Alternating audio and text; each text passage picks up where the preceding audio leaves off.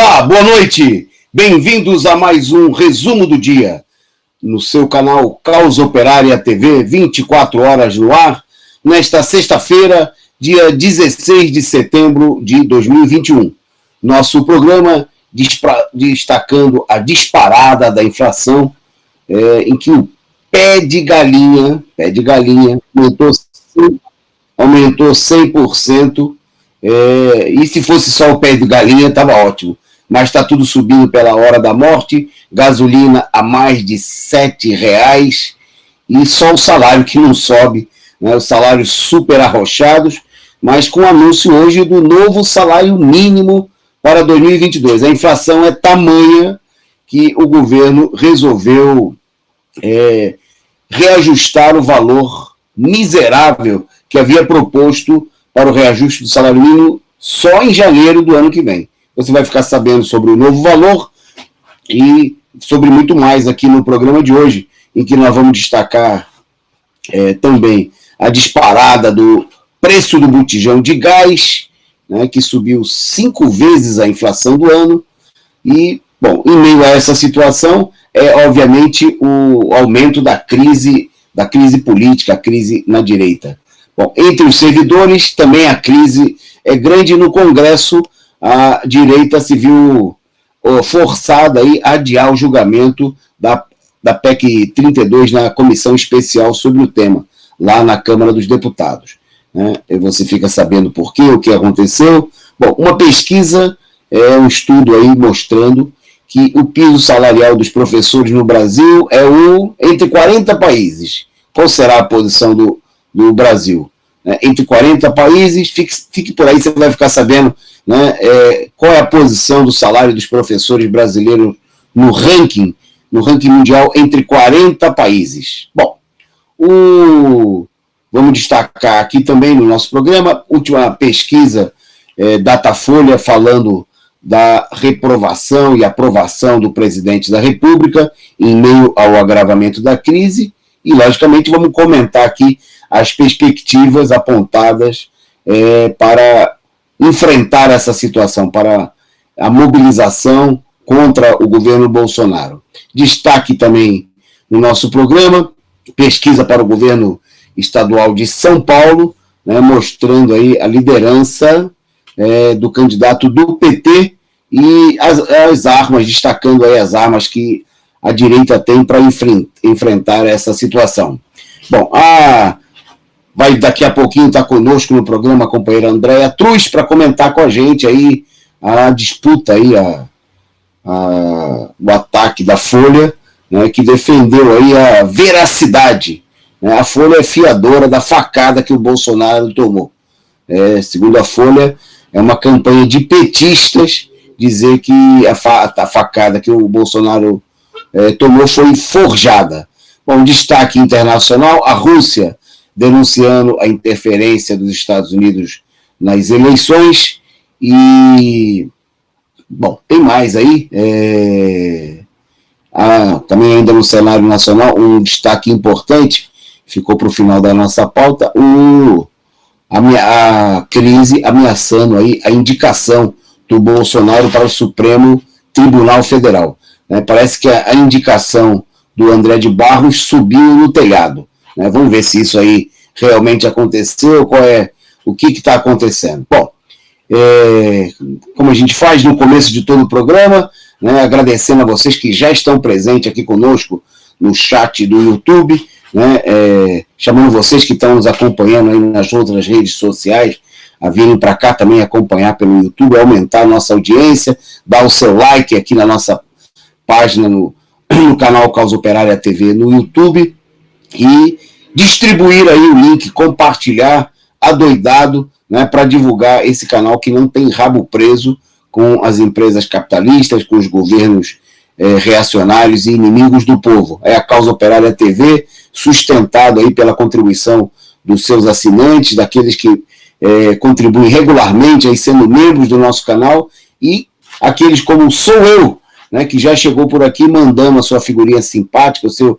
super sticker, contribuindo conosco. Então, chamando vocês também a seguirem o bom exemplo do sou eu e a contribuírem com a gente para sustentar a Causa Operária TV. Bom, eu mando o nosso boa noite também para Rosiane Nogueira, para o Rude Pride, para o nosso amigo Cifa, membro aqui do nosso canal, muito obrigado, boa noite, para a companheira Ana Matos, sempre participando aqui conosco. Jesus é humano, chegando, né, está presente entre nós e participando, desta vez eu consigo. Samuel Salimem, o Vanderlan Sambuca, muito obrigado aí, boa noite, e um abraço a todos vocês, em nome destes aí, né, o pessoal que está chegando, em nome do pessoal que a gente saudou aqui, um forte abraço para todo mundo, sejam todos aí muito bem-vindos, e um abraço também para você que nos acompanha depois, né, fora do ao vivo, que assiste ao nosso programa de madrugada, no dia seguinte.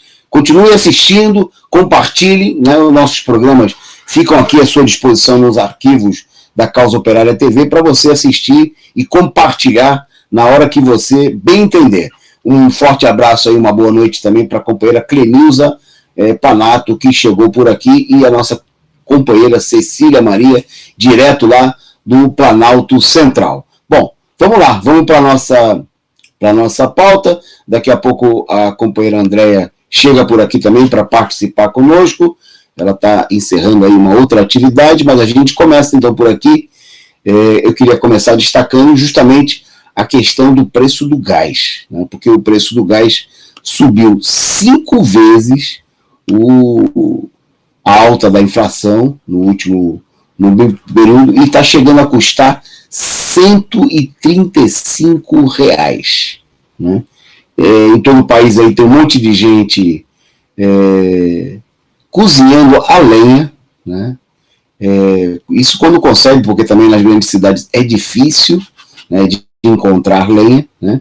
E são muitos, tem matérias na internet, da própria imprensa capitalista, destacando o pessoal que está deixando de cozinhar todos os dias. Porque esse preço é impagável, né? Vamos lembrar que o valor do botijão de gás é superior a 10% do salário mínimo. Bom, esse card aí é interessante, está nos arquivos, nas redes, na internet, né? Lembra a promessa de campanha do Bolsonaro, né? Gasolina no máximo a R$ 2,50, deve ser que eles iam vender pote de 250 ml, né?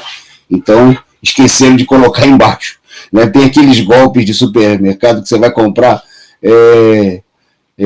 presunto a R$ 4,50, aí está lá escrito bem pequenininho, é só 100 gramas, né? Eu contei aqui outro dia que fui na Feira Livre e me surpreendi, eu vi lá, quiabo R$2, falei, vou comprar, o quiabo hoje está na promoção, não, mas era 100 gramas do quiabo, né? O quiabo estava R$20 o quilo, então, nesse caso aí, o Bolsonaro, a campanha do Bolsonaro deve ter esquecido de contar que R$2,50 era só 300 ml, latinha de cerveja com gasolina, eles vão vender a R$2,50. Bom, e o gás de cozinha, a promessa de campanha, era R$35. R$35 você não compra agora nem aquele botijãozinho menor, aquele pequenininho, que eu nem sei quantos litros tem, 3 litros talvez, deve estar custando R$35. Né? O botijão cheio, sem o botijão, obviamente, né? Só o líquido, está custando mais de R$100 em todo o país, chegando a custar 135, e até o botijão vazio, né, custa agora mais de R$100, tem lugar sendo vendido aí a R$150. Né, e aí o que acontece? O pessoal parcelando no cartão de crédito a compra do gás. Né, o que é uma situação, você está para cozinhar nesse mês, né, e na maioria das famílias, quem tem família grande, aí o botijão de gás só dá para um mês e pouco, né, o pessoal está deixando de comer, um dia cozinha, o outro não cozinha, né? Quem consegue cozinhar a lenha está voltando aí a épocas passadas, né? Que as pessoas eram obrigadas a cozinhar a lenha. Uma situação... Bom, isso fez disparar também, já nas cidades, aí tem muita gente com gás engarrafado. Eu mesmo há pouco tempo morava em apartamento, aqui em São Paulo, e o gás era engarrafado. Né, e sai mais caro, né? Isso foi apresentado uns anos atrás, que era uma medida de economia. Você tendo gás engarrafado, você pagava menos. O fato é que isso não é verdade, né? Hoje, pelo menos aqui em São Paulo, o gás engarrafado o gás canalizado, né, desculpe, esse que chega aí através das redes, das companhias de gás, está acabando saindo mais caro, né, ou tão quanto o botijão de gás. Né? Então, a situação ou mato ou morro, ou corro para o mato ou corro para o morro. Quer dizer, não tem saída, né? A política de favorecimento dos especuladores, né, que são os grandes acionistas aí que controlam as mais de 70% das ações da Petrobras, que estão na mão de especuladores, principalmente internacionais, né, estão dando as cartas, e para o povo, né, o resto que se dane, futebol clube. Né, é a política de miséria e de fome. Bom, em meio a essa situação de alta inflacionária, né, a situação aí totalmente fora de controle, hoje uma crise na Câmara dos Deputados, mais uma, né, porque as últimas semanas tem sido aí de aguda crise política e resultado da situação de descontrole da economia e do conjunto da situação no país totalmente fora de controle. Bom, e a crise no dia de hoje levou ao adiamento da votação da PEC 32, né, que trata da reforma administrativa, que estava prevista para acontecer em comissão especial na Câmara dos Deputados no dia de hoje. Né? O relator da proposta, o deputado Arthur Maia, que é do DEM, lá da Bahia, né? Partido que está discutindo aí a fusão com o PSL para formar aí um grande partido, pelo menos em tamanho, né? Da extrema-direita, dos setores mais direitistas, apresentou de manhã, ia apresentar, né, anunciou, foi divulgado aí, que ia apresentar aí um conjunto de alterações na proposta enviada pelo governo. Bom, e logo isso aí foi abrindo uma tremenda crise, né? E o motivo da crise é que a proposta apresentada pelo relator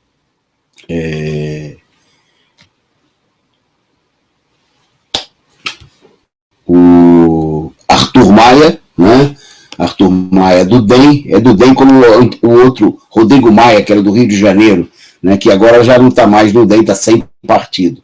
Mas ele apresentou uma proposta que justamente mantinha uma série de pontos fundamentais da proposta encaminhada pelo governo, mas realizava algumas alterações que foram alvo de profundas críticas da direita. Né? Por exemplo, o jornal Estado de São Paulo, né, um dos mais importantes porta-voz da direita brasileira, né, representante da burguesia paulista, saiu com pedras na mão contra as propostas que estariam para ser apresentadas pelo relator. Isso porque o relator, sob pressionado aí, pela situação, pelos protestos dos servidores, ele resolveu retirar da proposta, né, prestem atenção, uma medida que estabelece o seguinte, que os salários dos servidores podem ser reduzidos em até 25%. Né? A PEC, dentre outros crimes contra os serviços públicos e os servidores, a PEC do Bolsonaro e da direita estabelece redução salarial, né, de até 25%. Então, aquele funcionário que ganha aí a miséria de R$2.000, né, poderia ter seu salário reduzido para 25%, passar a ganhar R$1.500, por exemplo. Desde que o prefeito, o governador ou mesmo o governo federal alegasse dificuldades financeiras, coisa que a gente sabe que não é muito difícil de acontecer. Né? Bom, o relator tirou, pressionado aí, ontem teve mobilização, ainda que de baixa intensidade, mas teve mobilização dos servidores em Brasília, de sindicalistas, e o relator tirou essa medida da proposta a ser apresentada. Bom, e por outro lado, bolsonarista que se preza, ele colocou na proposta, né, encaminhou na proposta, uma medida de melhorar as coisas para quem? Para quem? Justamente para os militares, para os soldados, né, deixando esses setores aí livres de uma série de medidas. Né? Isso aí, obviamente, o Bolsonaro e os bolsonaristas estão procurando reforçar, né, os interesses das suas bases, dos setores que apoiam Bolsonaro, né, que participaram com ele aí em larga escala dos atos do último dia 7 de setembro. Bom, a direita começou a torpedear. O Estadão, por exemplo, de manhã destacou o fato de que somente a retirada, a medida que não permitir que se reduza os salários dos servidores, isso aí ia deixar de provocar uma economia de 33 bilhões em 10 anos. É dinheiro para chuchu que, obviamente, a direita quer economizar para poder socorrer um grupo que passa por muita necessidade, que sofre muito diante da crise, né, que merece todo o apoio das pessoas que têm um bom coração, que são os banqueiros, né, coitado dos banqueiros. Eles precisam de sugar mais dinheiro, mais recursos do Estado. Então precisa tirar, né, dos trabalhadores, dos servidores públicos, dos aposentados, tirar de todo mundo, porque o importante é o Bolsa Banqueiro, né, é socorrer a família dos banqueiros que estão tendo dificuldade de juntar mais bilhões, né, em meio à crise, embora eles não tenham do que reclamar, né, estão conseguindo manter aí seus elevados lucros no último período. Bom, isso abriu uma crise e no meio da tarde o próprio presidente da Câmara, o Arthur Lira, interveio na situação e no final da tarde acabou se anunciando que a votação da proposta de emenda constitucional vai receber um novo texto do relator, vamos ver aí, ficou de ser apresentado amanhã, e que a proposta só iria à votação na próxima terça-feira, dia 21. Quer dizer, é golpe por todo lado, né? Mas há uma tentativa, como a gente está vendo em todos esses episódios, que os bolsonaristas e a direita tradicional, o DEM, o PSDB, MDB, procuram chegar a um acordo, né? E quase sempre eles chegam a um acordo quando se trata de ferrar com a vida do trabalhador, né, com a vida do servidor público e da população de uma maneira geral. Eles só não chegam a um acordo, por enquanto, né, no que diz respeito a quem vai ser o próximo presidente da República. Mas no resto, contra o povo, eles têm uma tremenda unidade, né, quando se trata de meter a facada nas costas da população e assaltar quem trabalha, né, quem precisa. Então, por isso, faz-se necessária não só continuar, mas aprofundar a mobilização. É preciso ter uma mobilização de verdade entre os servidores, né? Os sindicatos precisam convocar assembleias, ato público. Aqui em São Paulo, inclusive, está chamado, nós vamos divulgar aí com mais energia aí a partir de amanhã, uma mobilização dos servidores estaduais para a próxima terça-feira, dia 21. Isso porque o Dória, né, que finge ser oposição ao governo Bolsonaro, está copiando a reforma administrativa do Bolsonaro e preparando a sua própria reforma administrativa de São Paulo para atacar os servidores.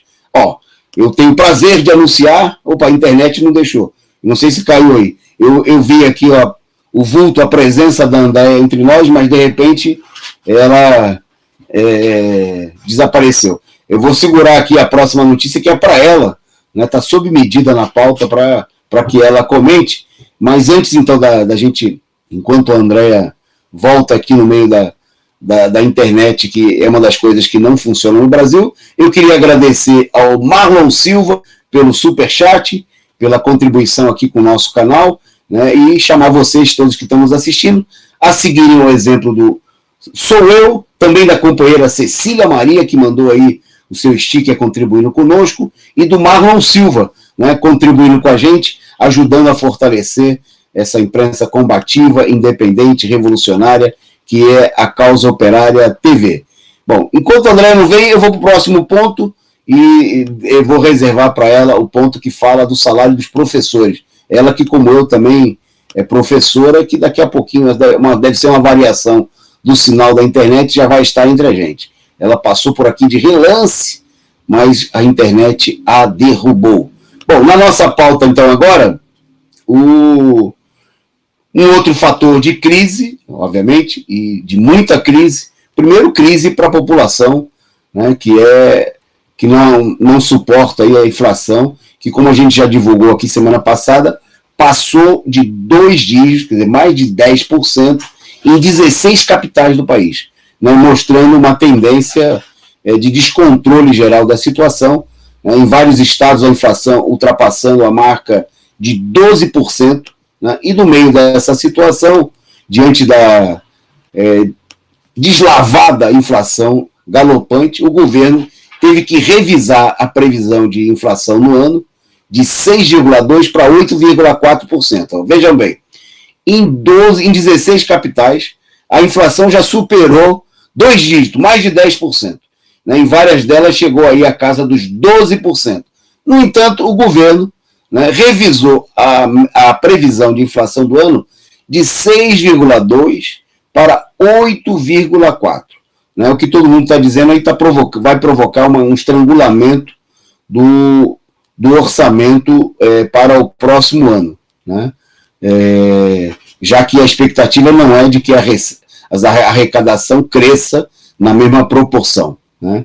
E vai provocar aí, a estimativa é que isso acrescente aí, né? Coloque aí um gasto adicional da ordem de mais de 20 bilhões. Bom, mas no meio disso tudo, o governo teve que rever a estimativa do valor do salário mínimo, né, para corresponder pelo menos à inflação fajuta oficial que eles estão prevendo para um novo valor. O valor previsto inicialmente era de R$ 1.169, né? E o governo reajustou, deixa eu achar o valor aqui, reajustou o valor para R$ 1.192. Quer dizer, uma merrequinha a mais, né? Primeiro que a gente sabe que essa inflação estimada pelo governo já ficou longe, né? Os 8% aí que o governo está anunciando já ficou para trás, né? É só olhar o preço do combustível, das compras no supermercado, do gás, de tudo, né? Mas o governo está procurando remediar aí às vésperas de um ano eleitoral, né? Com o salário mínimo contido, com o estrangulamento dos custos da população. Agora sim, agora acho que a internet resolveu colaborar com a gente e a Andréia está presente. Eu já vou passar para ela dar uma boa noite e começar destacando uma notícia importante do dia, que é sobre a posição do Brasil no ranking salarial. Né? 40 países pesquisados, né? E o Brasil, André vai contar para vocês em que posição o Brasil ficou entre 40 países. Se nós, professores, eu, Andréia, e mais de 2 milhões de brasileiros, se a nossa posição melhorou, se nós estamos ganhando bem, se nós temos o que comemorar. Vai lá, Andréia, boa noite. As pessoas que estão aqui hoje. Você começa com piada, né, Toninho? Eu aqui rindo já antes de entrar. Não, mas a gente, não é para quê pagar bem professor, não é? O professor tem que ganhar porrada mesmo. Bom, vamos lá, né, gente? Boa noite a todas as pessoas que estão aqui com a gente. E aí, né, vou contar a história do piso salarial dos professores, né? O piso salarial dos professores é o piso mais baixo entre os 40 países desse estudo.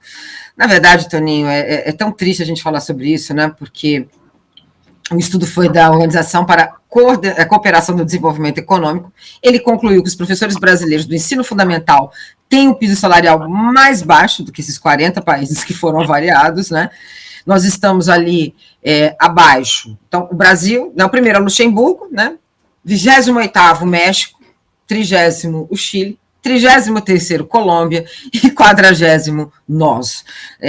De acordo com esse relatório, os professores brasileiros têm um salário inicial de 13,9 dólares, anuais. Outros países da América Latina, avaliados na pesquisa, como Colômbia, Chile, México, né, fica em torno de 80 mil por ano. A gente fica 13.900 e eles ficam por 80 mil dólares no ano. Toninho, para que pagar bem professor, não é? Se professor pode ser trocado por notório saber, não é não? Se qualquer um, né, tropeçou hoje na escola, pelo menos de acordo com a reforma do ensino médio, né? Tropeçou na porta da escola, já pode dar aula, né? Infelizmente, a gente brinca, mas é muito sério porque é uma situação, né, para além do descaso, isto é ideológico, né, na verdade, essa baixa valorização, né, do professor, isso sempre foi uma regra, né? A gente teve um momento ali de uma tentativa, né, de valorização, inclusive, pelo próprio pré-sal, né, valorizando a educação, mas enfim, esse salário baixo, na verdade, afasta, eu acho que o problema é esse, né, Toninho? O que isso significa? Isso significa, para nós que somos educadores, que a gente não tem uma futura geração de educadores. Quem é que vai querer, não é, entrar numa sala de aula para ganhar, a gente, né, em torno de 40 aulas, fica o quê? Um professor de Estado? Não dá 4 mil reais, 3, né? Dependendo da situação, é 2 e poucos, tem que fazer 3 turnos, você tem que se virar. Então, o problema é esse, quer dizer, que tipo de país é esse? O que eles pensam para o futuro? Né? Para além da situação do professor, que é caótica, você vai ter um apagão, e esse apagão vai ser um apagão rápido de novos profissionais da área, não é? E com isso, né, Toninho, a gente tem um outro apagão, né, que é a permanência de uma estrutura, né, de uma desigualdade social, uma permanência, né, de um país que é pautado, né, por essa burguesia que vai continuar mantendo e quer esse espaço da universidade pública somente para eles, e não formando, né, futuros educadores. É isso aí, Andréia. 2 coisas. Primeiro, lembrar que o Bolsonaro, quando a gente acha que a coisa está ruim, sempre pode ficar pior. Há 2 anos atrás, o Brasil era o penúltimo colocado. Agora o Bolsonaro conseguiu, né, e ninguém mais supera o Brasil. Né, o Brasil é o último colocado nesse ranking internacional. Bom, isso é um outro destaque. E outro lembrando, só para... como eu trabalho, eu sou da rede estadual, né, de São Paulo, 40 horas semanais, o inicial hoje é R$ 2.886. Né? 40 horas, curso superior, né? Lembrando que pela meta 17 do Plano Nacional de Educação, o salário mínimo do professor deveria já, a essa altura, estar equiparado ao valor de uns profissionais com formação superior, o que significaria que o piso do professor, está aí, ó. A produção botou até aí o que você comentou, a tabelinha, né?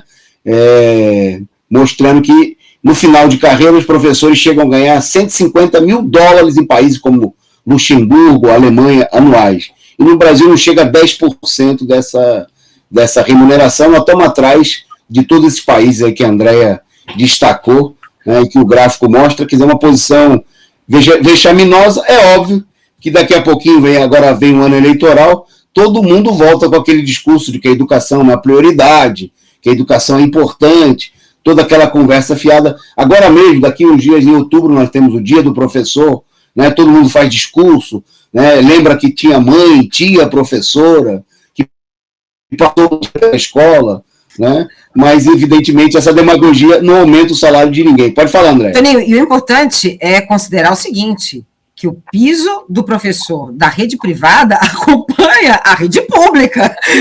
Essa que é a questão também, não é? Se o Estado paga, né? Ontem eu estava conversando com uma amiga, eu falei assim, eu me sinto milionária quando a escola paga R$18 a aula. Não é isso, a nossa situação é essa. É horrível. Né? É horrível. Tem uma piada, um caso, né? Uma professora chama um técnico para ir na sua casa consertar lá uma máquina de lavar. Né? Aí o técnico vai lá, trabalha lá um determinado período e cobra R$250. Né? Aí a professora, coitada, final de mês, aquela situação desesperada, fala, mas, moço, R$250, o senhor trabalhou aí só 1 hora, eu não tenho condição, é muito dinheiro. Como é que o senhor vai me cobrar tanto? Aí ele fala, eu não tenho culpa se a senhora não estudou, né, e ganha tão pouco. Né? Não é nada disso, a piada tem a ver com uma frase popular que semeava a ilusão de que se você estudasse, você seria recompensado na vida. Né? Obviamente que nós estamos numa situação que isso está longe de acontecer, ninguém está ganhando dinheiro nesse momento no país, né, não os trabalhadores, né, mas evidentemente que inclusive isso que a Andréia falou é importante. o rebaixamento salarial dos professores arrasta consigo não só os professores da escola de educação privada, mas também todo mundo, né? Porque vai promovendo um rebaixamento, é parte do rebaixamento geral e intensifica esse rebaixamento. Bom, vamos seguir na nossa pauta, porque nem só de sofrimento dos professores vive a humanidade. Infelizmente, tem mais sofrimento por aqui. Mas antes de falar de sofrimento, vou agradecer aqui, desta vez eu consigo, né, por compartilhar com a gente, contribuir aqui, mandar a sua figurinha, seu sticker, contribuindo com o nosso programa, se somando aqui ao Marlon, a Cecília Maria, ao Sou Eu, a todos os outros que já contribuíram também aqui nesse programa, e pedindo a todos vocês que mandem aí a sua contribuição, ajudem a sustentar, né, essa imprensa combativa, revolucionária, independente, que é a Causa Operária TV. Bom, na nossa pauta agora, eu vou devolver de novo para a Andréia, para ela comentar sobre uma iguaria, né, sobre um prato que a gente tem no Brasil, tem muitos pratos distintos, o gosto popular fez inclusive a população pobre, em vários momentos da vida, né, gostar de coisas que eram rejeitadas pela burguesia, né? E em alguns casos até se transformaram em pratos populares. O caso da feijoada, né? Feito com os restos do porco que não eram usados pelos senhores escravocratas, né? Os senhores de escravos, e que acabavam virando aquele prato que acabou ficando popular, e hoje é feita, em muitos casos, até de maneira mais requintada, né? Continua tendo a feijoada do pobre, com a linguiça de quinta categoria, né? Com pé de porco, quando dá, né? Uma orelhazinha, e tem a feijoada, né, nobre, né, de quem está em melhores condições, que coloca uma costelinha, um lombo pedaços de lombo de porco, carne seca, tudo isso que está ficando proibitivo. Bom, mas a iguaria, infelizmente, do momento, né, no prato do brasileiro, um dos produtos que se tornou popular, não por opção, é o pé de frango. André, eu não sei se você gosta do pé de frango, mas o pé de frango está ficando caro, subiu 100%. O que você tem a contar para a gente? O povo resolveu comer pé de frango? Descobriu um gosto de uma hora para outra por essa iguaria? Não só pé de frango, né? Segundo a imprensa tradicional, osso né? Osso bovino. Ontem eu postei até no Facebook, Toninho, e coloquei como capitalismo selvagem. R$13 uma bandeja de osso. R$13 uma bandeja de osso. Então, Toninho, o que me assustou nessa, né, porque assim, a gente se assusta ainda, né? Na verdade, a gente não consegue se assustar com a imprensa. A matéria saiu no Estadão, e aí eles pegam a fala da moça, né, que é a entrevistada. Ela fala assim: sempre gostei, mas agora virou a mistura possível. O sempre gostei é pesado, sabe, Toninho? Porque mas virou a mistura possível. Descaradamente, eles querendo passar um pano nessa política econômica que favorece, né, o agronegócio, que favorece o mercado financeiro, mas que coloca a população brasileira passando fome, sem opção, né? Teve um dia, Toninho, que essa história foi o Lula que contou, que ele já era presidente, né, e ele queria comer pé de galinha, né, e ele pediu para a Marisa fazer o pé de galinha, e aí ela mandou, né, eles fazerem o pé de galinha e tal. E o cozinheiro, acho que eles falaram assim: eu já fiz de tudo aqui nessa cozinha, mas eu nunca tinha feito um pé de galinha, né? O pé de galinha sempre fez parte da alimentação da classe trabalhadora, exatamente pela mesma situação que a gente se encontra hoje, por falta de ter condições de se alimentar com outro tipo de alimento. Quer dizer, por isso que eu até gostei, eu até gosto, porque você não tem alternativa. É essa a lógica, né? E por detrás disso tem uma romantização, né? Vamos lá, cozinhamos com osso porque é nutritivo. Gente, numa boa, né? O pé de galinha, que era desprezado, agora virou iguaria. Vamos cozinhar a forno a lenha. A mulher teve uma mãe que estava com queimadura de 3º grau e a filha de 3 meses também queimada. Então a gente está lidando com questões seríssimas, que é pautada por fome, por desemprego, por falta de condições econômicas de acesso ao básico, Toninho, que é a alimentação. E aí a gente vê a imprensa tradicional passar um pano desse, falar que, né, porque é tão vergonhoso, né, que aí eles falam que o pé de galinha se torna carne impossível com a disparada da inflação, não explica qual é o motivo, né, não explica que isso está taxado efetivamente, olha lá, não é? Né, tá vendo? É quase o preço, né, de comida para o pet, não é não? É isso, né? Então nós estamos ali, né, tá lá. A classe trabalhadora hoje não é nem um pet, porque um pet tem um dono, não é? É isso. É isso. E o absurdo, né, que como a Andréa destacou, né, o pessoal está falando carne para sopa, na realidade é osso, né, que estão vendendo, né? Tem lugares que já estão vendendo mesmo osso ralado, né, porque e o pessoal, a população pobre, inclusive na sua sabedoria, né, comprando, quer dizer o seguinte, os filhos, né, aquele que trabalha precisa de proteína, né, e como a pessoa não tem dinheiro para comprar proteína animal na forma de carne, mais de R$30, R$40 o quilo, né, o pessoal está sendo forçado, né, e aí tudo bem, tem gente, como Lula, até aqui em casa tem gente que gosta de pé de galinha, não é meu caso, mas eu gosto, por exemplo, de pé de porco, de pé de boi, mocotó, né?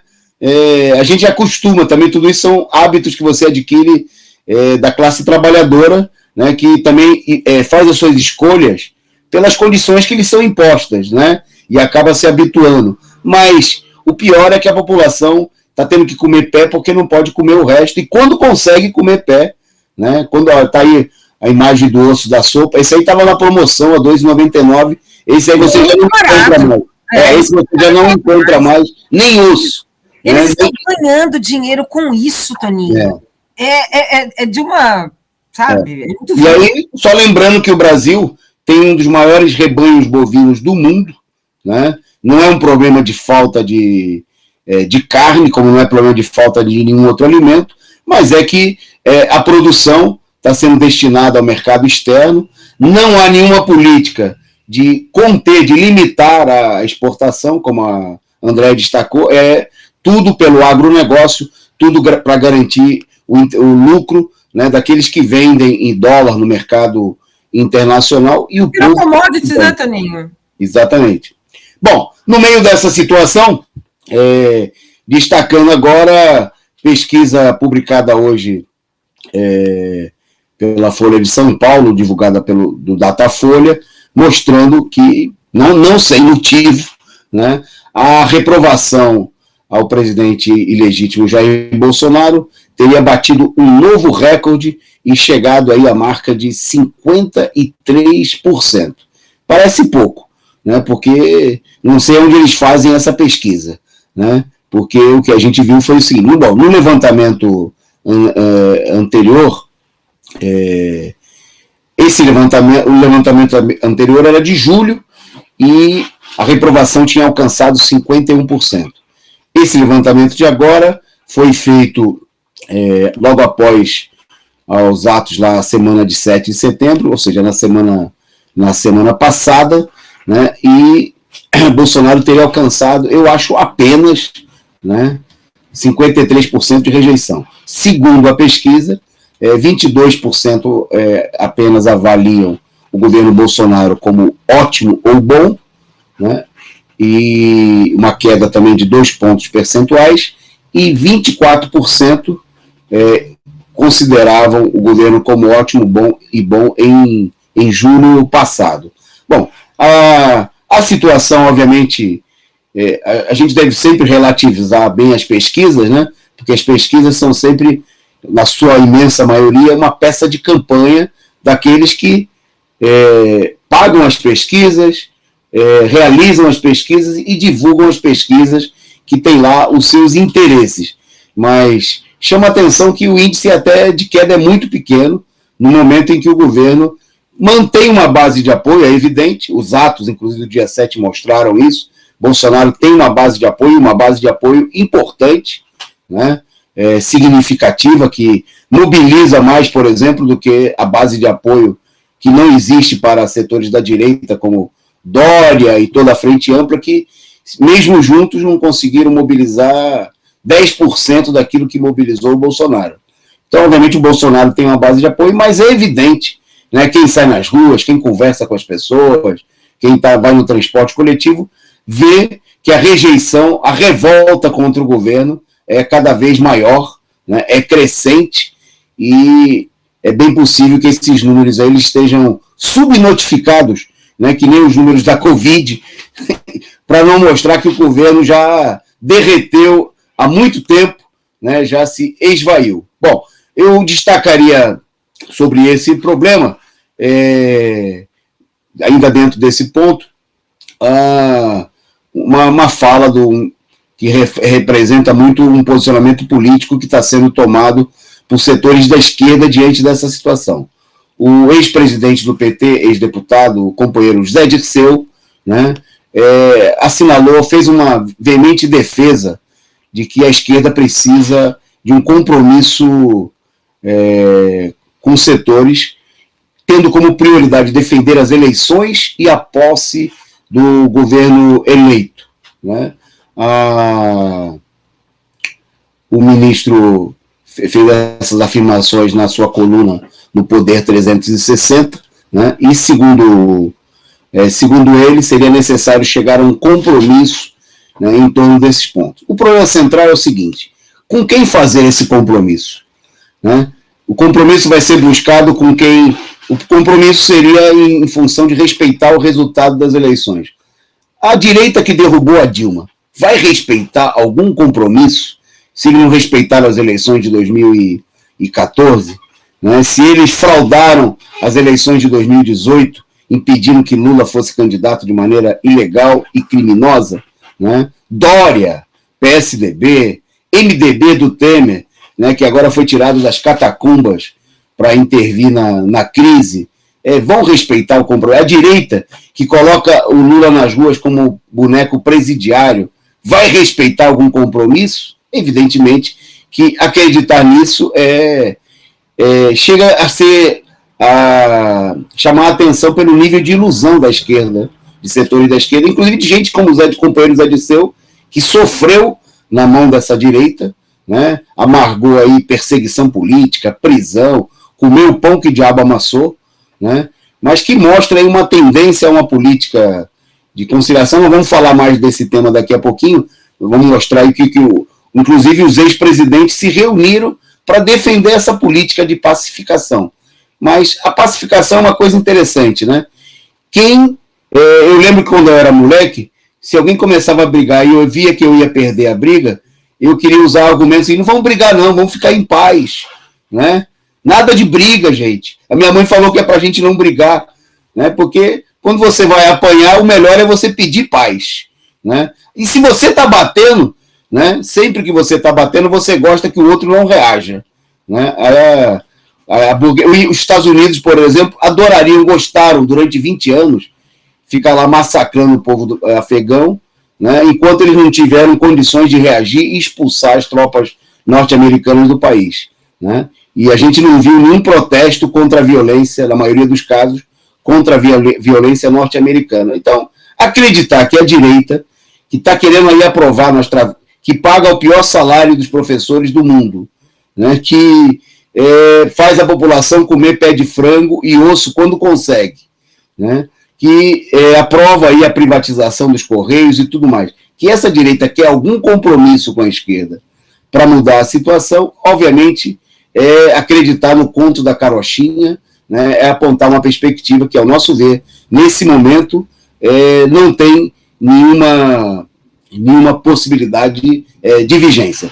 Bom, no meio disso tudo, vou passar para a Andréia, né, para ela, porque hoje teve um zigue-zague, nessa semana a gente teve vários zigue-zagues, né, a Andréia deve ter acompanhado, aí vai falar para a gente, no problema da vacinação. Primeiro o ministro falou que estava sobrando vacina, né, agora já não sobra mais vacina, e parece que veio com a conversa que não deve vacinar os adolescentes. E aí, André, está sobrando vacina ou está faltando vacina e não dá para vacinar os adolescentes?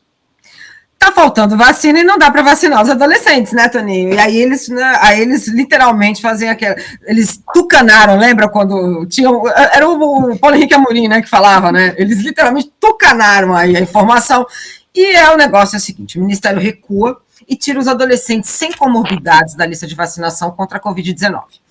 A justificativa, Toninho, é exatamente essa, quer dizer, na verdade, a contradição é quando eles justificam que a OMS diz que, olha, eles não precisam ser vacinados, né, porque tem menos chances de adoecer.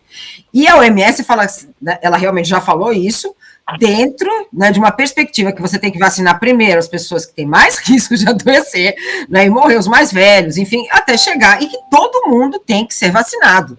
Mas eles usaram essa justificativa para dizer, olha, então a gente não precisa, não é bem assim, precisamos de mais estudos e etc. Na verdade, a justificativa é essa.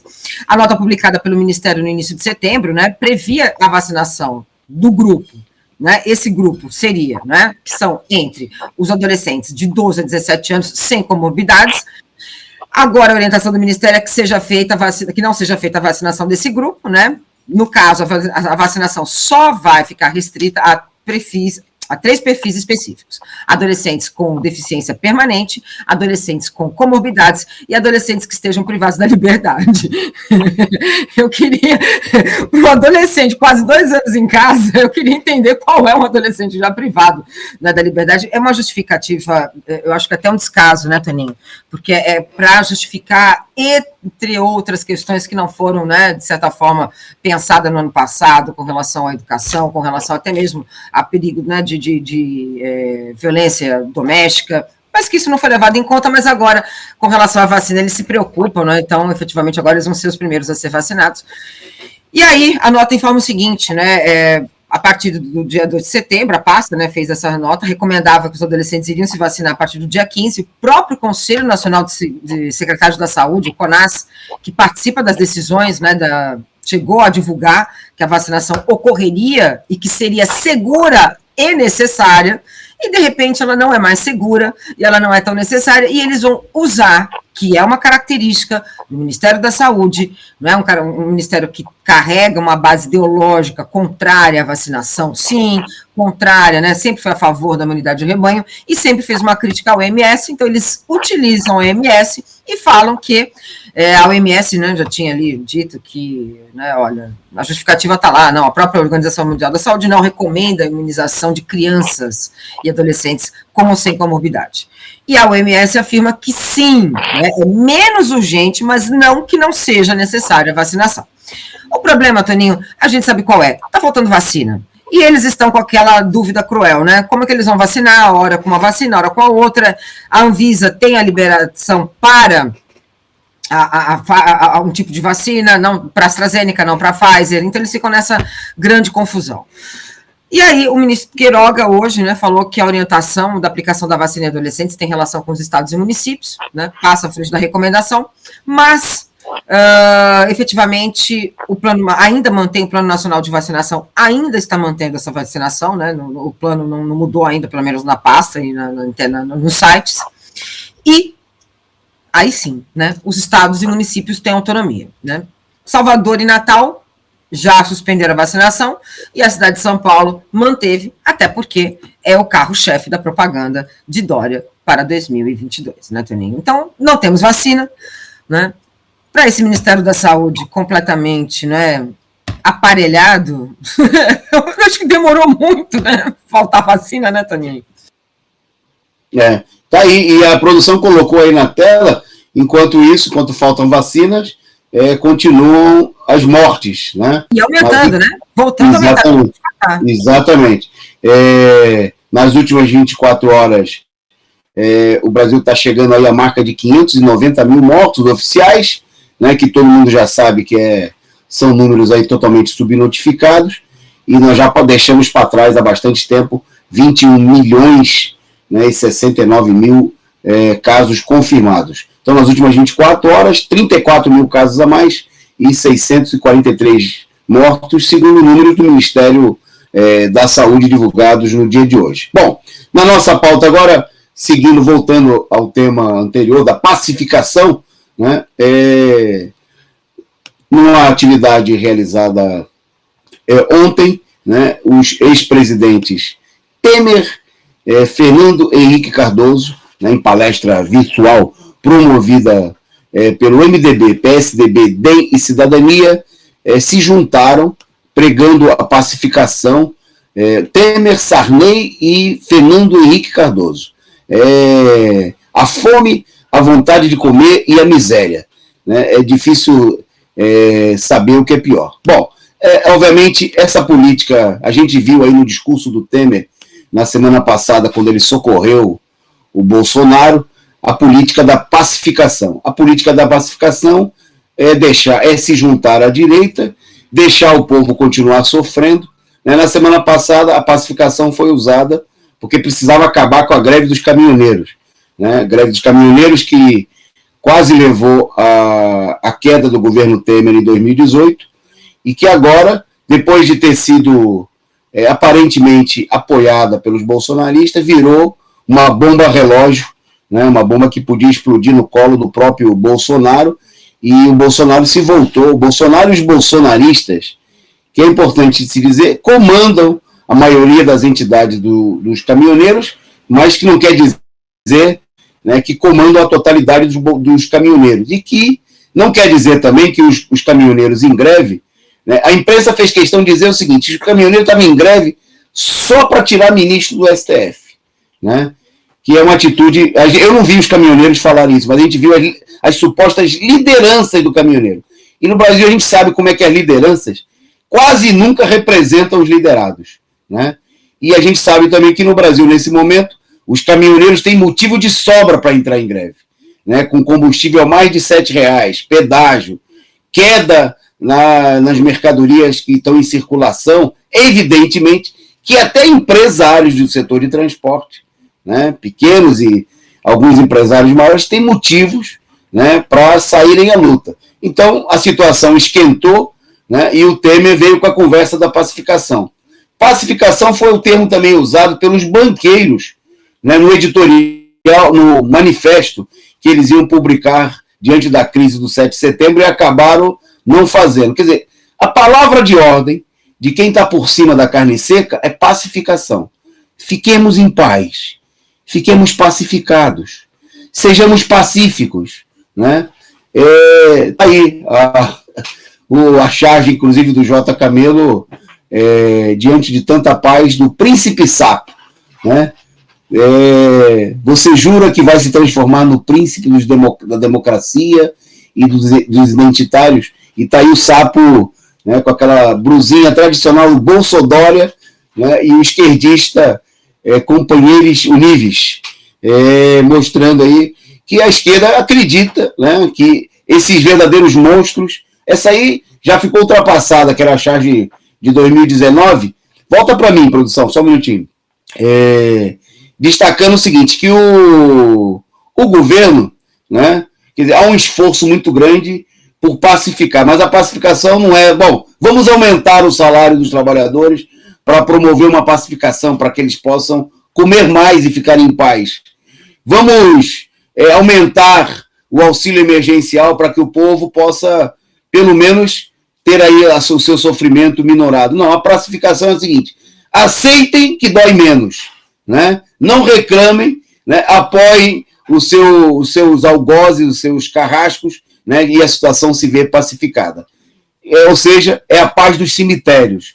Né? É a paz de quem está por cima e quer que quem está por baixo não se manifeste, não se mobilize. Bom, e a situação está tão crítica, né, que, mostrando a revolta da população, tem uma pesquisa que a Andréia vai comentar com vocês agora, em São Paulo, em que o candidato da esquerda, o principal candidato da esquerda, né, aparece liderando as pesquisas. Conta aí para a Andréia, para a gente, os dados aí da pesquisa. Toninho, eu só queria fazer um comentário, porque eu não pude comentar ainda a manifestação do MBL. Você não pode comemorar. Pois não deu tempo ainda. Então, deixa eu... Não, só para lembrar que tinham 2 presidenciáveis ali. 2, né? Ciro Gomes... 4! 4! 4, né? E olha, Dória, né? Dória... A Simone Tebet, o Mandetta e o Ciro. Gente, esses caras, eles não... Olha, mas nem para síndico de prédio, né? O negócio tá feio, tá muito feio. Mas, enfim, eu acho que era isso, né? E pegando ali, né? O Dória fazendo a dancinha, o Dória vacinando a gente, o Dória fazendo toda essa propaganda, não rolou. O resultado está aí, né? Nós temos agora pesquisa para intenção de voto agora em São Paulo, e que é bem importante, na verdade, eu acho que esse é um dos resultados mais interessantes que a gente tem. Ele lidera em São Paulo com 20%, 20,7% das intenções de voto. Aí eu postei hoje, né, no Face, porque eu brinco que eu sou analógica, né, Tony? Então a gente fica mais no Facebook. O mimeógrafo vai no Facebook, então ali. E aí alguém comentou, eu coloquei que eu vou votar tudo 13, né? Aí alguém comentou, não, eu para governador eu vou votar no Boulos. Eu falei, ai meu Deus, né? Como essa esquerda cai nessas ciladas da direita, que é exatamente isso, né? Então, na verdade, quem lidera a pesquisa é o Haddad, né? Está liderando com 20,7% das intenções de voto. Hoje eu também ouvi o seguinte: está na hora do Haddad largar a frente e deixar o Boulos ser a cabeça de chapa.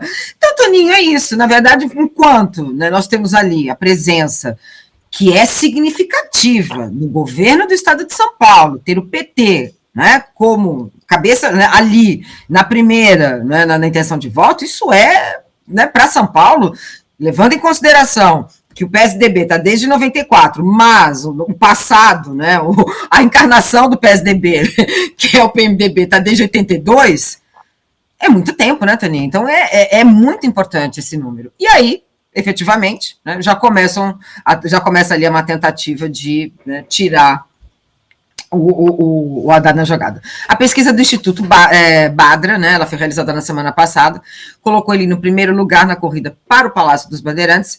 O ex-governador Márcio França está em segundo com 17,6% das intenções de votos, Guilherme Boulos, 10%, enquanto Geraldo Alckmin, 9,8%, Rodrigo Garcia, se você não conhece, 1,3%. Então, nessa pesquisa, o PSDB morreu, né? Claro que tem aí, né, o Picolé de Chuchu, que está, né, tentando aí, né, voltar à vida política. Olha, Toninho, é isso, né? Para quem tem, né, que o PT, para que precisa de inimigo da direita, né? Não precisa de inimigo da direita, não. Não precisa nada, já tem, né? E infelizmente está no nosso campo. E que presta o serviço da direita. Concordo com essa análise. Ok. Agradecer aqui a querida Ângela Maria Abducci, que mandou aqui a sua figurinha simpática, contribuindo com a gente. Muito boa noite, obrigado aí pela participação. E seguindo em frente, nós estamos caminhando para a reta final. Eu vou deixar daqui a pouco para a Andréia para comentar a crise da facada. Mas antes da Andréia falar da facada, né, eu vou fazer um destaque aqui, vou dar um nó na pauta. Opa! E eu vou lá para o último ponto da pauta, produção. Vou inverter aqui, porque correu aqui. Eu vou falar de uma briga por Cristo. Olha só que coisa. Cristo provocando briga, né? E os cristãos, né, têm aí a ideia de que Cristo é defensor do entendimento da paz. Mas o Cristo que está provocando a briga é esse que está aí na telinha que vocês estão vendo aí. É o Cristo Redentor, né? O acesso ao Cristo Redentor, no Rio de Janeiro, né, que fica na Floresta da Tijuca, está sendo alvo de uma briga encarniçada, né, e não é por amor ao Cristo, é por dinheiro, né, como em geral acontece, né? A briga é entre a Arquidiocese do Rio de Janeiro, que é detentora, que controla o santuário, né, do Cristo Redentor, que é composto, além da estátua, né, que é conhecida, famosa, né, também é composto pelo mirante, né, e pela capela, que lá está localizada a capela de Nossa Senhora Aparecida, né, onde são celebradas aí missas, batizados, casamentos, vigílias, né, e que foi tudo construído aí no topo do Morro do Corcovado. Isso aí é administrado pela Arquidiocese do Rio de Janeiro. No entanto, esse monumento, né, muito característico e tradicional do Rio de Janeiro, né, fica no Morro fica no Parque Nacional da Tijuca, que é administrada pela ICMBio, né, um órgão do Ministério do Meio Ambiente. Bom, aí acontece o seguinte, os turistas, para terem acesso ao Corcovado, tem que pagar por isso, né? E não é barato, André. De trem, né, o bilhete chega a custar R$ 88,00, né? E de van, né, a tarifa é R$ 91,40, né? Quer dizer, é uma graninha. Imagina, se a pessoa vai com a família, 4 pessoas já tem que morrer aí mais de R$ 300, quer dizer, é um artigo de luxo. Nem visitar o Cristo Redentor, né, um trabalhador, uma pessoa humilde do Rio de Janeiro, ou mesmo que viaje para lá, tem dificuldade de fazer, uma coisa cara, não é barato, né, nesse esquema do Brasil. Também, né, Toninho? Exatamente, não é uma coisa que está... parece a política do Dória, né, que está privatizando até balancinho de praça, né? Mas veja que é a política da direita. Bom, e aí começou uma briga, porque quem recolhe esse recurso, né, nessas duas taxas, é cobrada pelo órgão federal, pela ICMBio, né? No entanto, a Arquidiocese está reclamando que, apesar de cobrar as taxas, o Instituto Federal não repassa nenhum valor à Igreja Católica, né, que supostamente, segundo a Arquidiocese, arca com as despesas de conservação do movimento, né, do monumento lá, do Cristo Redentor. Então, a briga foi parar na Justiça, né, e virou aí parte da briga também do Bolsonaro, que está mais vinculado aí aos setores reacionários das igrejas evangélicas, com a própria Arquidiocese, com a igreja no Rio de Janeiro, né. Tempos de crise, né, o pessoal vai brigar aí por qualquer coisa, né, a briga por dinheiro é intensa. O Cristo, né, ele não tem nada a ver com isso, ele está lá parado, de braços abertos, supostamente seria para receber todo mundo, mas, no entanto, né, não é todo mundo nem que pode ter acesso, né, como a gente viu aí pelos valores, e a cobrança ainda está provocando aí uma disputa entre a Igreja Arquidiocese do Rio de Janeiro e o governo federal, através do Instituto, o ICMBio. Bom, aí agora eu devolvo então para a Andréia, feita essa menção, para ela contar aí, a Folha resolveu comprar a versão de que a facada do Bolsonaro é de verdade, né? Isso aí provocou uma crise aí na imprensa, no 247, que produziu aí, participou da produção de um documentário. Conta pra gente aí o que está acontecendo, Andréia. Toninho, tem aquela frase, né, que a inveja é uma... Então, passa um pouco por aí. Na verdade, Toninho, o que a gente tem ali foi uma produção do Joaquim de Carvalho, né, que teve a intenção de levantar questionamentos com relação à fakeada, né. O que tem ali é um documentário, não é colocado ali, em nenhum momento se fala, não é, olha, foi assim, assim, assim, mas abre questionamentos, que são questionamentos que a imprensa tradicional não fez. Muito pelo contrário, né? Muito pelo contrário. Ela, além de não fazer, né, cortou o assunto, aceitou rapidamente, né, toda aquela teoria.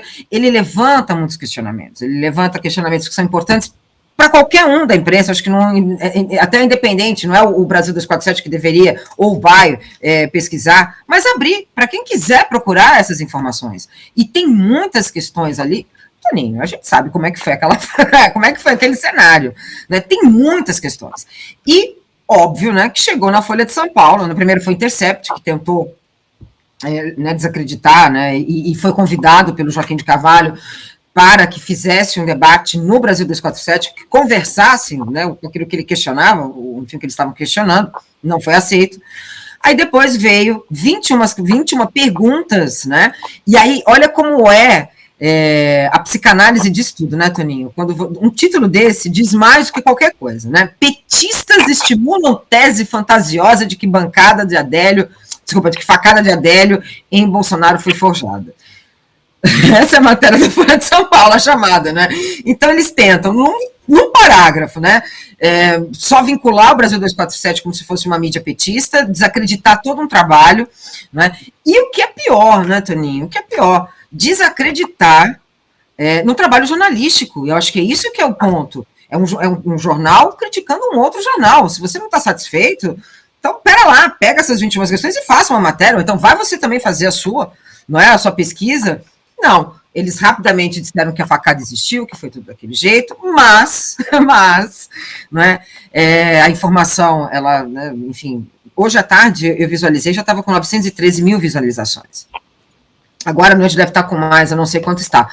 No entanto, os assinantes da Folha de São Paulo criticaram o ataque ao jornalista, né, ao Joaquim de Carvalho, defenderam o documentário e levantaram essas questões. E por que vocês não foram atrás? Por que vocês não fizeram isso? Então, tem muitas questões ali que foram levantadas. O documentário ele não traz uma resposta, mas ele levanta esses questionamentos. E que são questionamentos importantes porque teve muita história mal contada, né, Toninho? Uma delas, como alguém né, que não tem uma condição econômica como a do Carlos Bolsonaro, tinha condições de estar naquele clube de tiro, não é? No mesmo dia que ele, sendo que cada bala que você paga, você tem é muita grana, entendeu? É um esporte para quem tem dinheiro, né? E entre outras questões, mas eu acho que o ponto central é a mídia tradicional impactada com a divulgação, não esperava, né, um tipo de questionamento com relação à fakeada, né, a facada do Bolsonaro, e que levanta a possibilidade de que haja uma pesquisa, de que haja realmente, né, uma investigação. Eu acho que, né, furou a bolha, né, Toninho, que acho que era a grande preocupação da imprensa tradicional. Né? Ok, legal, Andréa. Eu vou dar duas rapidinhas aqui internacionais, para ir passar para a Andréa da última da noite, que é o destaque aí da crise. Parece que a indicação do Bolsonaro aí para o STF subiu no telhado. A Andréa vai contar para vocês antes de se despedir. Bom, eu queria destacar aqui a Rússia denunciando aí e alegando aí ter provas irrefutáveis, né, da interferência dos Estados Unidos nas eleições no país. Né, segundo a porta-voz Maria Zakharova, ela declarou que é o seguinte: como se sabe, a paciência do lado russo, que até agora se absteve de levantar barreira aos negócios norte-americanos na Rússia, não é ilimitada. Né? Ela é porta-voz do Ministério das Relações Exteriores, né? E que está anunciando, aí, como todo o governo russo, que vai tomar medidas contra a interferência dos Estados Unidos nas eleições Rússia. Rússia alegando aí que vão apresentar provas, né, e nós vamos voltar a esse tema aí, com certeza, nos próximos dias, na medida que o governo aí, que as denúncias se tornem públicas. Bom, um outro destaque internacional rapidinho, de últimas, é a França, né, que suspendeu aí 3 mil trabalhadores do setor de saúde que não se vacinaram contra a Covid. É a política do governo Macron, né, de repressão. Para combater a Covid está faltando trabalhador. Né? Na França, e como em toda a Europa, tem manifestações muito grandes contra a política repressiva e de obrigatoriedade em relação de que a vacina seja garantida como um direito, né, mas que, por exemplo, não se possa afastar aí milhares de trabalhadores da saúde, né, de continuarem com as devidas medidas e tudo mais, com as suas devidas convicções e motivos, trabalhando, né? Mas o governo não quer saber, tem manifestações apoiadas pelos sindicatos, né? Há um esforço de tentar vincular a revolta contra essa situação apenas à direita. A direita está procurando galvanizar os protestos, obviamente, a extrema-direita, né, contra o governo direitista do Macron, da mesma maneira que acontece em outros países. Mas, em vários países, é importante deixar claro que tem uma falsificação do problema da vacinação, como acontece no Brasil, né? Na medida em que a vacina não é garantida para todo mundo, não há uma política de garantir, por exemplo, a vacinação para os países mais pobres. A própria Organização Mundial de Saúde, né, defendeu no mês passado que os países ricos deixassem de aplicar, por exemplo, a terceira dose, né, para que a vacina pudesse chegar aí aos países. Tem países aí que não chegou nem a 1% da população vacinada. O caso, inclusive, do Afeganistão, né, onde os Estados Unidos passou lá tanto tempo ocupando o país, mas não vacinou ninguém, esqueceu de vacinar as pessoas, né, porque o importante é preservar a vida só de uma parcela da população e só daqueles que podem pagar pela vacina, né, porque também é disso que se trata. né, para os grandes monopólios da indústria farmacêutica, o importante, a vacina é só uma mercadoria. Né? Quem pode pagar, pague. Quem não pode, que se dane, que morra. Né? Então, obviamente, essa política é criminosa, e nós vamos voltar a esse tema com certeza, mas eu vou passar para a Andréa a última dela e já aproveitar e se despedir de vocês aí. Vai lá, Andréa. Pois é, Toninho, o negócio está pegado, viu? O Bolsonaro tenta colocar mais um indicado, né? Na verdade, o terrivelmente evangélico André Mendonça, né? No entanto, a situação está meio difícil, né? O que aconteceu é que senadores, né, no caso, eles vão ao STF, já vou explicar quais são os senadores, para garantir a sabatina de Mendonça, indicado de Bolsonaro ao STF.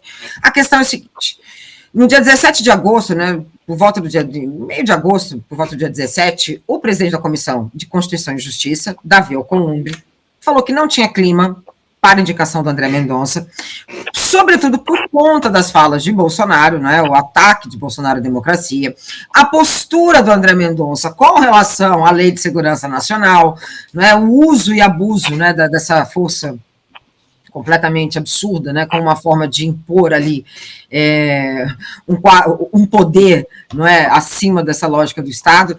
E aí, de lá para cá, ele continuava ali mantendo, né, guardadinho ali essa batina. Os senadores Alessandro Vieira, do Cidadania de Sergipe, e Jorge Cajuru, do Podemos de Goiás, ingressaram, então, com esse mandato de segurança para, sim, forçar que o senador Davi Alcolumbre, para que ele paute essa batina de André Mendonça. Por outro lado, o STF também não quer outro indicado, não é?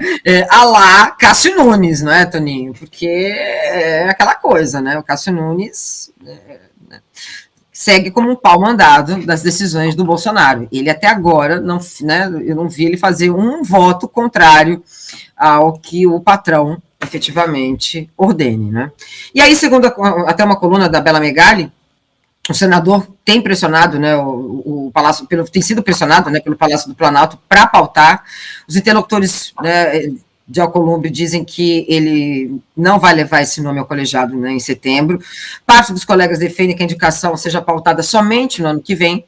E o ex-AGU, né, o procurador Alcolumbre, várias vezes não conseguiu. Os ataques à democracia são os piores, o ataque ao STF também. Eu acho difícil, viu, Toninho? Eu acho que essa parada, eu não sei se eles ganham, não. A gente não pode esquecer, né, que por detrás, além do Alcolumbre, tem ali o Kassab, tem outras forças políticas ali do Centrão que não vão, né, que estão tentando segurar e, efetivamente, estão apostando no Aras, né? Então, entre o André Mendonça e o Aras, eles vão ficar com o Aras. Até porque, né, Toninho, quem está fazendo muita pressão são as igrejas evangélicas. Então, num país que a igreja evangélica faz pressão para indicar uma pessoa do Supremo, é porque o bicho está pegando, né, Toninho? Eu não sei se já é uma teocracia, eu não estou sabendo. Tá aí. Agradecendo a todos vocês que participaram aqui conosco do programa, a Maria Aquino, que mandou beijos aí para a Andréa, e para todos vocês que participaram aqui conosco do programa, a nossa produção ao comando do companheiro Gabriel. Muito boa noite, obrigado, Andréa, pela participação. Andréa volta na quinta, estamos juntos aqui. Amanhã tem mais resumo do dia para a gente fechar a semana. Um beijo forte aí, um abraço para todos e até amanhã com mais um resumo do dia. Valeu! Tchau, tchau, até semana que vem.